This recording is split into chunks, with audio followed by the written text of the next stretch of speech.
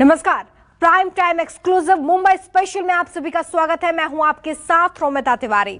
Mumbai special prime time exclusive, हम आपको लगातार सबसे बड़ी मिस्ट्री से जुड़े सबसे बड़े खुलासे दिखा रहे हैं और आज सीरीज में हम आपको दिखाने वाले हैं स्कैम 2021।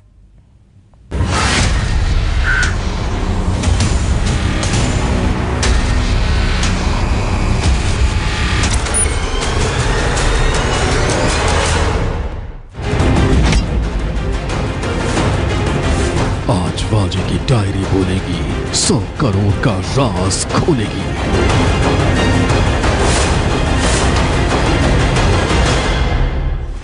न्यूज़ 24 के हाथ वो एक्सक्लूसिव डायरी लगी है जो सचिन वाजे के पूरे उगाही के नेटवर्क की पोल खोल देगी। ये डायरी गैंग्स ऑफ खाकी के शक्ल में पूरे नेटवर्क का पर्दाफाश करने वाली है। न्यूज़ 24 पर आज इस डायरी के पन्ने जब पलटे जाएंगे तो खाकी से लेकर माया नगरी मुंबई तक चल रहे गोरख धंधे के कई गुर्गे और सरगना बेनकाब होंगे। डायरी के सीक्रेट कोड डिकोड क्या है? LKD खुलेगी मिस्ट्री।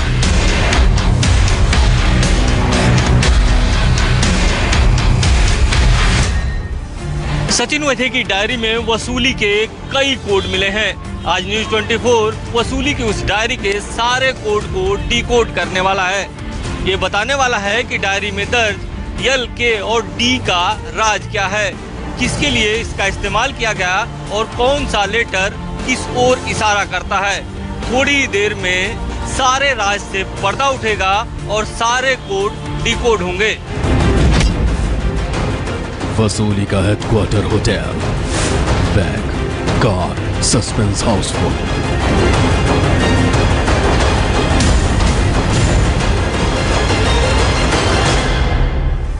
सूत्रों से जो जानकारी मिली है उसके मुताबिक मुंबई के ट्राइडेंट होटल को ही वसूली का हेडक्वार्टर बनाया गया था।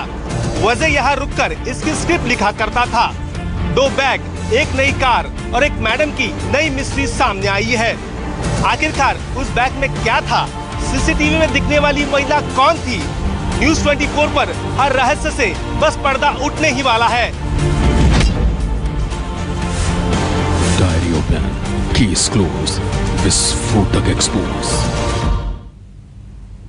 100 करोड़ की डायरी, जी हाँ, स्कैम 2021 सीरीज का पहला चैप्टर है 100 करोड़ की डायरी। दरअसल इस डायरी के पन्नों में कई ऐसे राज दफन हैं जिनसे वसूली से जुड़े कई बड़े खुलासे हुए हैं।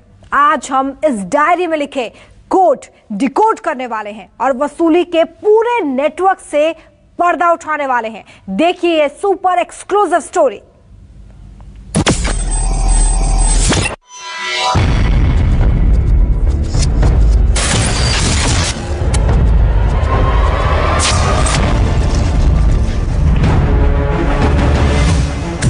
Code L,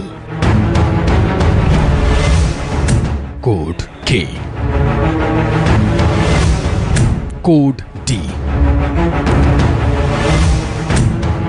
code AHH2L। ये महज अंग्रेजी वर्णमाला के 4 अक्षर नहीं हैं, बल्कि मुंबई में चल रहे गैंग्स ऑफ वाजेपुर की वसूली का पूरा बहिखाता है।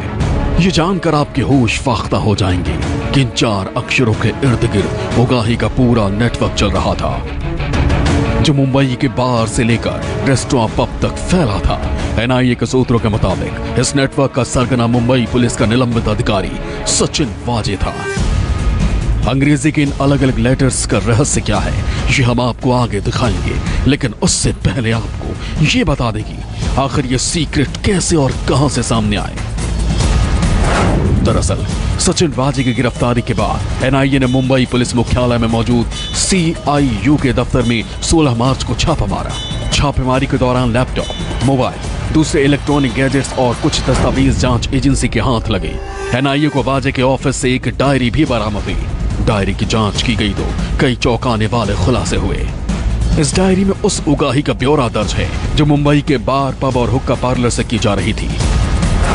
गौर करने वाली बात यह थी कि डायरी में एंट्री कोडवर्ड की लैंग्वेज में की गई है, जिनकी मिस्ट्री से हम आगे पर्दा उठाने वाले हैं। सचिन वाजे की इस डायरी से अब तक 11 करोड़ की वसूली के राज खुल चुके हैं। मुंबई के पूर्व पुलिस कमिश्नर परमबीर सिंह ने महाराष्ट्र के मुख्यमंत्री उद्धव ठाकरे को खत लिखकर गृह मंत्री अनिल देशमुख पर जो आरोप लगाए थे उसमें वसूली का जिक्र किया गया था। ये लेटर अनिल देशमुख पर सचिन वजे और उनके साथियों से वसूली का आरोप लगाया गया था। ऐसे में एनआईए को जो डायरी हाथ लगी है वो वसूली नेटवर्क की तरफ इशारा कर रही है। अब वाजे की डायरी हाथ लग चुकी है। वसूली की पहेली सुलझ चुकी थी, लेकिन कोड अब भी रहस्य बने हुए थे। आखिर में जांच एजेंसी को कोडवर्ड क्रैक करने में कामयाबी मिल ही गई और जो तथ्य सामने आए उसने हर किसी को हैरत में डाल दिया। आप भी गौर से देखिए, आखिर ये एल, के और डी की मिस्ट्री क्या है। सबसे पहले के लेटर में छिपा राज आपके सामने रखते हैं। कोड के का मतलब था 1000, लाख के लिए एल कोड बनाया गया जिसका मतलब था लाख, और डी का इस्तेमाल डांस बार के लिए किया जाता था। इस डायरी के लैंग्वेज को इस तरह से डिजाइन किया गया है कि पहली नजर में पढ़ने पर किसी को कुछ समझ नहीं आए। इन अक्षरों की पहेली को सुलझाने के लिए एनआईए को भी काफी मशक्कत करनी पड़ी।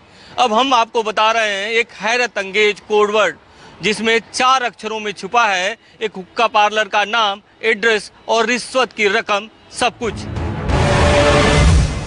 ये वसूली मुंबई के हुक्का पार्लर और बार से की गई। इसमें पार्लर के नाम के पहले एरिया, उसके बाद हुक्का पार्लर के नाम का पहला लेटर, आगे एच या बी लिखा गया है। इसके बाद पैसा लाख में है तो एल और 1000 में है तो के लिखा जाता था। अब मान लीजिए कि कोई हुक्का पार्लर अंधेरी इलाके में है, उसका नाम HEAVEN हेवन है और उसने उगाही की शक्ल में 2 लाख रुपए दिए हैं, तो उसके लिए जो कोड वर्ड इस्तेमाल होगा वो कुछ यूं होगा। ए यानी अंधेरी, एच यानी हेवन, एच यानी हुक्का, 2 यानी रुपए, एल का मतलब लाख। पूरा कोड वर्ड AHH2L। अब एनआईए ये पता लगाने में जुटी है कि वसूली की ये रकम किस किस को जाती थी। ये पूरा वसूली नेटवर्क कैसे नीचे से लेकर ऊपर तक काम करता था। यही नहीं, अब एनआईए मनी लॉन्ड्रिंग के एंगल से जांच कराने के लिए जल्द ही ईडी को लेटर लिख सकती है। मुंबई से दीपक दुबे के साथ इंद्रजीत सिंह, न्यूज़ 24।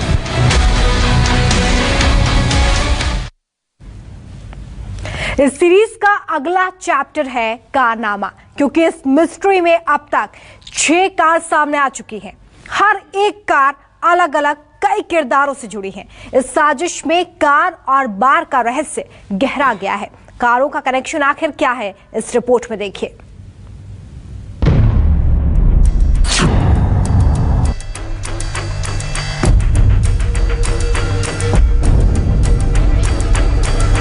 साजिश का ताना बाना कुछ इस तरह से बुना गया कि राजदार भी मर जाए और राज फाश भी ना हो।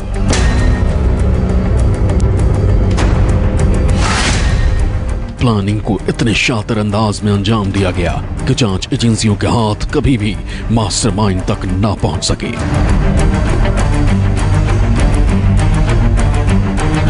लेकिन कहते हैं ना, अपराधी कोई ना कोई ऐसा सबूत छोड़ जाता है जिससे उसकी उल्टी गिनती शुरू हो जाती है।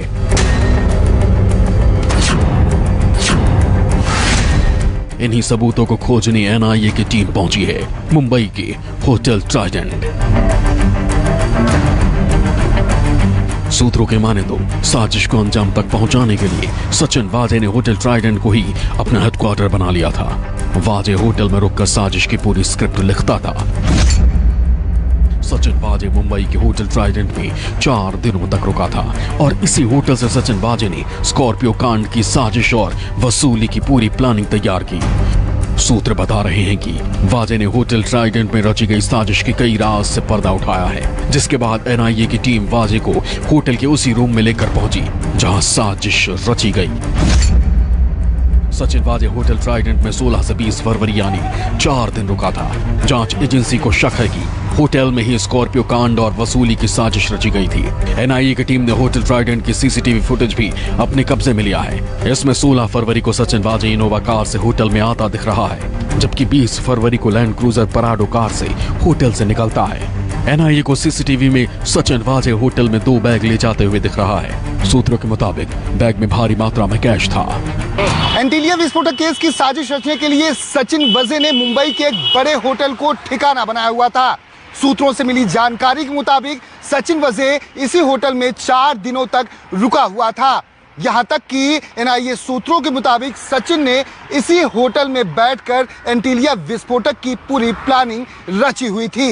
एनआईए ने होटल के उस सीसीटीवी फुटेज को भी अपने कब्जे में ले लिया है, जिसमें साफ तौर पर सचिन वजे आते जाते हुए दिखाई दे रहा है। यहां तक कि माना यह भी जा रहा है कि एनआईए को यह बहुत ही महत्वपूर्ण सबूत हाथ लगा है, जिससे कि एंटीलिया विस्फोटक केस की गुत्थी आने वाले समय में जल्द ही सुलझ जाएगी। साजिश के इन 2 सबूतों को देखिए। एक, वही लैंड क्रूजर पराडो कार जिसे सचिन वाजे ने अपनी साजिश को अंजाम देने के लिए इस्तेमाल किया था। इसी पराडो से वाजे होटल से बाहर निकला था। जबकि दूसरा वो सबूत है जो सचिन वाजे की करतूत का काला चिट्ठा खोल रहा है, फेक आईडी कार्ड। ये दोनों अहम सबूत अब एनआईए के हाथ लग चुके हैं। होटल में रुकने के लिए सचिन वाजे ने जिस फेक आईडी कार्ड का इस्तेमाल किया वो न्यूज 24 के पास है। आईडी कार्ड में फोटो तो सचिन वाजे की ही है, लेकिन नाम गलत है। होटल में रुकने के लिए सचिन वाजे ने जिस फेक आईडी कार्ड का इस्तेमाल किया उसमें नाम लिखा है सुशांत सदाशिव खामकर। एनआईए के हाथ लगा यही वो सबूत है जिसका जवाब अब वाजे से देते नहीं बन रहा। एनआईए की टीम सचिन वजे को लेकर मुंबई के उस बड़े होटल में भी गई, जहां पर सचिन वजे ने बैठकर पूरी साजिश का ताना बाना बुना हुआ था। सूत्रों से मिली जानकारी के मुताबिक एनआईए को कई महत्वपूर्ण और अहम सबूत भी हाथ लगे हैं, जिसमें से सबसे महत्वपूर्ण है वो फर्जी आधार कार्ड, जिसका इस्तेमाल करके सचिन वजे 4 दिनों तक इस होटल में रुका हुआ था। अब एनआईए यह जानना चाहती है कि आखिर सचिन वजे से मिलने के लिए कौन यहां पर आया हुआ था। ब्लाइंड केस खोलने के करीब पहुंच चुकी एनआईए के सामने अब भी कई सवाल खड़े हैं। सवाल ये कि सचिन वाजे 16 से 20 फरवरी तक होटल ट्राइडेंट में क्यों रुका था? वाजे के हाथ में जो बैग थी उनमें क्या था? सचिन वाजे से होटल में कौन कौन मिलने आया? वाजे ने आने और जाने के लिए 2 कारों का इस्तेमाल क्यों किया? सीसीटीवी में दिखी महिला कौन है? क्या सीसीटीवी में दिखी महिला सचिन वाजे से ही मिलने आई थी? सीसीटीवी में जो बैग वाजे के हाथ में दिखा है उसमें कैश और जेलेटिन के छड़े होने की बात सामने आ रही है। सीसीटीव्हीचे फुटेज घेण्यात आलेले आहे। त्याचप्रमाणे इतर महत्त्वाचे ठिकाणाचे सीसीटीव्हीचे फुटेज प्राप्त करण्याचा कामकाज चालू आहे। आरोपींनी काही ठिकाणाचे सीसीटीव्ही फुटेज प्राप्त करून नष्ट केल्याचे पुरावे सुद्धा समोर येत आहेत। इस बीच मुंबई एटीएस ने गुजरात से गायत्री ट्रेडर्स के मालिक किशोर ठक्कर को धर दबोचा, जिसने नरेश कोरे को सिम कार्ड सप्लाई किए थे। यही SIM card Mansukh Hiren case में आरोपी विनायक शिंदे और सचिन वाजे ने इस्तेमाल किए थे।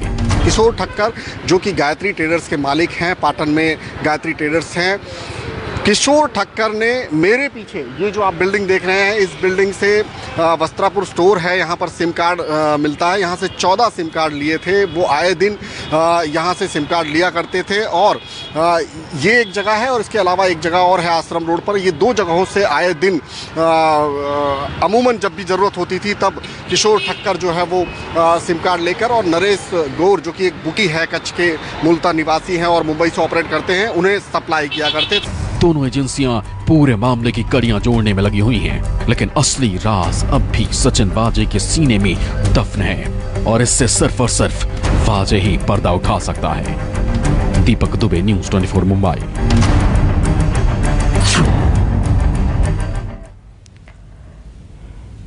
टॉप सीक्रेट पूर्व कमिश्नर परमबीर सिंह के लेटर के बाद अब इस कहानी में एक और लेटर आ गया है। ये लेटर एक टॉप सीक्रेट का खुलासा करता है। ये सीक्रेट खाकी के महकमे में ट्रांसफर और पोस्टिंग से जुड़ा हुआ है। उगाही के रात से पर्दा उठा रहा है। पूरी पहेली आखिर क्या है, इस रिपोर्ट में देखिए।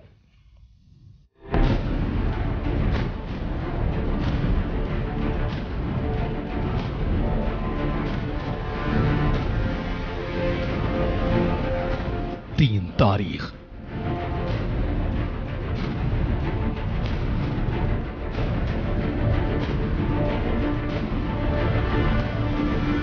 तीन टॉप सीक्रेट।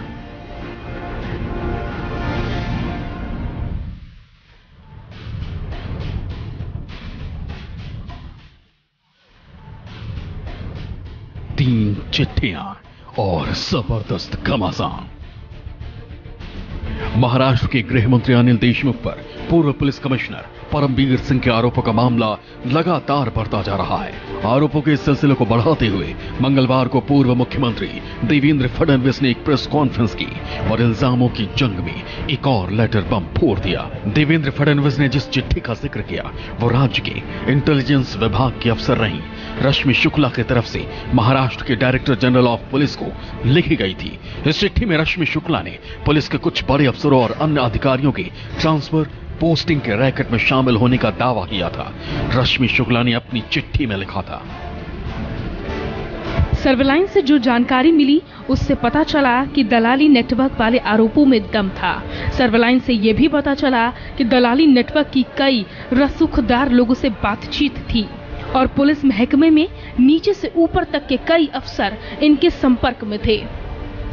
महाराष्ट्र के इंटेलिजेंस विभाग में कमिश्नर रश्मि शुक्ला द्वारा यह चिट्ठी 25/8/2020 को लिखी गई। इस चिट्ठी में रश्मि शुक्ला ने जिक्र किया था कि आरोपों को पुख्ता रूप देने के लिए चिन्हित फोन नंबर की फोन कॉल को ट्रेस किया गया। पूरी प्रक्रिया के बाद ये सिद्ध हुआ है कि जो शक था वो सही था। कुछ ब्रोकर ताकतवर लोगों के संपर्क में हैं जो इस काम को अंजाम दे रहे हैं। इस पूरी प्रक्रिया में पुलिस अफसर से लेकर आईपीएस तक की रैंक के अधिकारी अवांछित व्यक्तियों के संपर्क में थे। रश्मि शुक्ला ने अपनी शिकायत में पूरे मामले की गंभीरता से जांच करने की बात लिखी थी। रश्मि शुक्ला के चिट्ठी पर एक्शन लेते हुए अगले ही दिन यानी 26/8/2020 को डीजीपी एस.के. जायसवाल ने महाराष्ट्र गृह मंत्रालय की अपर मुख्य सचिव सीताराम कुंटे को खत लिखा, लेकिन इसके बाद पूरे मामले को ठंडे बस्ते में डाल दिया गया।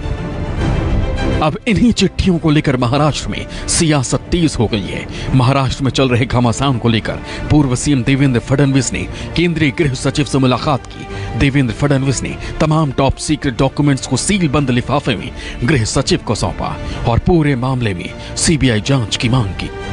मैंने सील्ड एनवलप में सारी की सारी चीजें होम सेक्रेटरी साहब को सौंपी है। जो जानकारी मेरे पास थी उस जानकारी की पूरी ब्रीफिंग ये भी मैंने उनको दी है और मैंने उनसे मांग की है कि इसकी सीबीआई जांच होनी चाहिए। आइए अब आपको बताते हैं कि आखिर रश्मि शुक्ला कौन है जिनकी करीब 7 पुरानी चिट्ठियों ने महाराष्ट्र से लेकर दिल्ली तक के गलियारों में हलचल मचा दी है। रश्मि शुक्ला महाराष्ट्र के पूर्व पुलिस कमिश्नर परमबीर सिंह की बैच से हैं। परमबीर सिंह और रश्मि शुक्ला ने 1988 में आईपीएस की ट्रेनिंग पूरी की।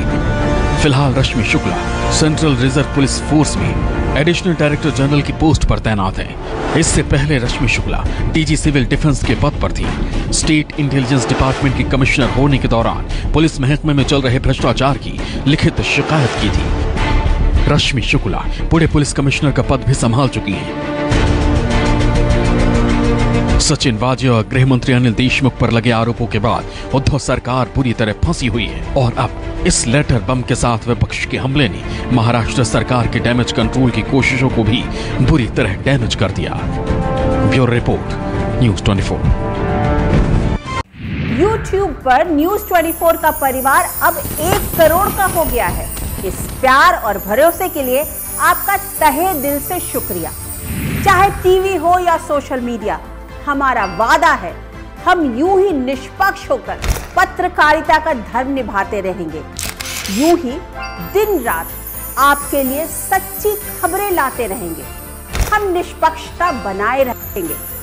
बस आप अपना भरोसा बनाए रखिए और अपना साथ बनाए रखिए। एक बार फिर 1 करोड़ सब्सक्राइबर के लिए धन्यवाद। न्यूज़ 24 निष्पक्ष खबरें।